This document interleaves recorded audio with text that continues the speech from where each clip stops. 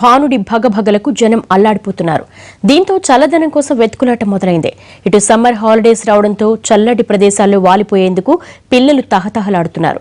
పర్యాటకులకు తగ్గట్టుగా తెలంగాణ టూరిజం కూడా చక్కటి ప్యాకేజీలు ప్రకటించింది. మండు వేసవి, బయట ఉంటే వేడి, ఇంట్లో ఉంటే ఉక్కపోత.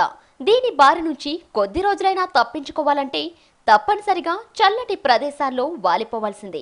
ఇందుకోసం సమ్మర్ హాలిడేస్ లో ప్లాన్ చేసుకుంటున్నారు చాలా మంది.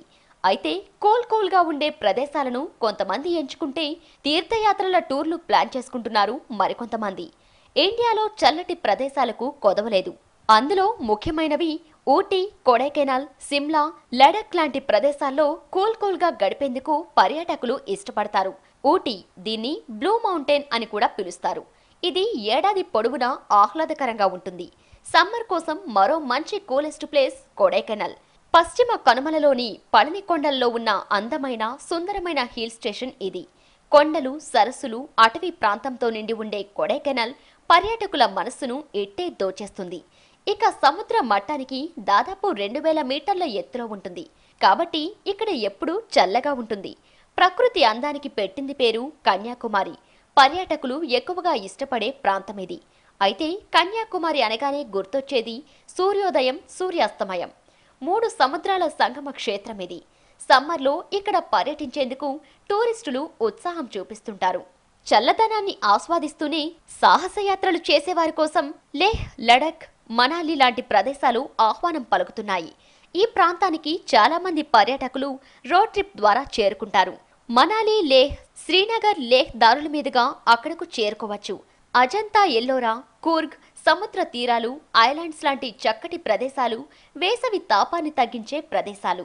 ఆధ్యాత్మికంగా ప్లాన్ చేసుకునే వారి కోసం బద్రీనాథ్, కేదార్నాథ్, యమునోత్రి, గంగోత్రి, హరిద్వార్, రిషికేశ్ వంటి ఆధ్యాత్మిక ప్రదేశాలు ఆహ్వానం పలుకుతున్నాయి. ఈ యాత్రలకు మే నుంచి అక్టోబర్ వరకే సీజన్ కావడంతో సమ్మర్ హాలిడేస్లోనే చాలా మంది ప్లాన్ చేసుకుంటున్నారు.